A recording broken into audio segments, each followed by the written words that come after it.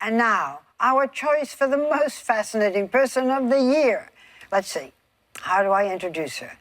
I guess the question is, what does it take to fascinate one of the most fascinating men in the world? She is known primarily through her spouse, and while we know little about her, we know a great deal about him.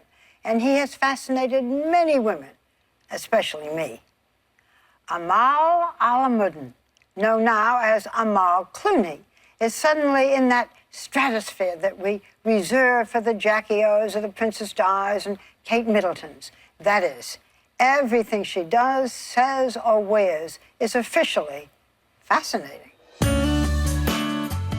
This is Amal Clooney, George Clooney's beautiful bride. You could say hers was the wedding of the year. But let's put it into perspective. It was really one of the greatest achievements in human history. Everyone said that no one would ever get George Clooney to the altar. In fact, George Clooney, who had been married briefly in his 20s, said it himself to me in 1995. You've said you never want to get married again. No, I won't marry again. How do you know you won't marry again? Well, I'm not a kid, you know, I'm 34. You know you're never going to get married again? Yes, I know. Why? I'm never going to get married again because I wasn't very good at it. You got to have a lot of friends, George. I have a lot of friends. That interview became one of George's main weapons in his battle to stay a bachelor. I talked to him again in 2006. I want to ask you something that I'm curious about. When you go with a woman, and do you say up front, you know, I'm not going to get married, or does each one think I'm the one, maybe? No, you know what's funny is, because of you, I don't have to, you see.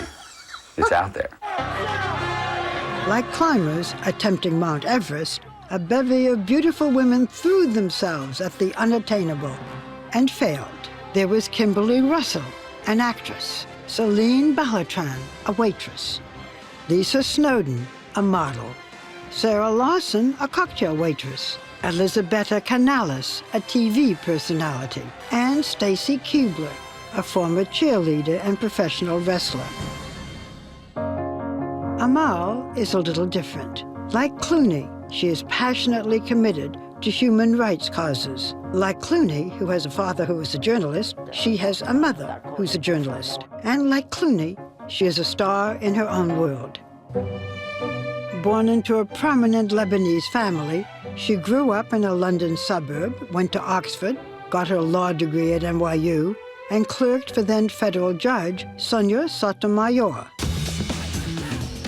She returned to London and became a very well-known attorney who defended freedom of speech and women's rights while looking gorgeous.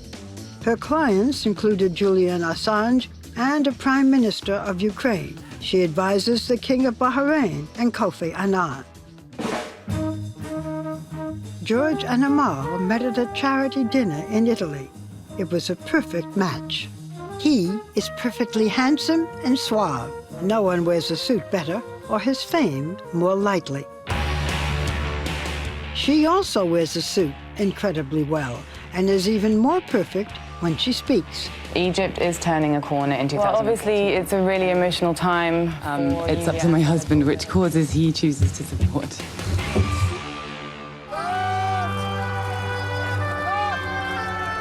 Their wedding, of course, was also perfect.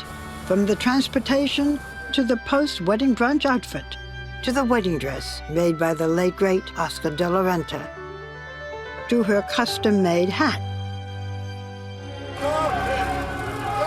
Amazingly, Amal has been the subject of very little snark or envy. Maybe because we, like George Clooney, find it impossible to resist perfection. Or maybe because it is heartening to think that no matter how long it may take, the perfect someone is out there for everyone. And that, for us, makes her the most fascinating person of 2014.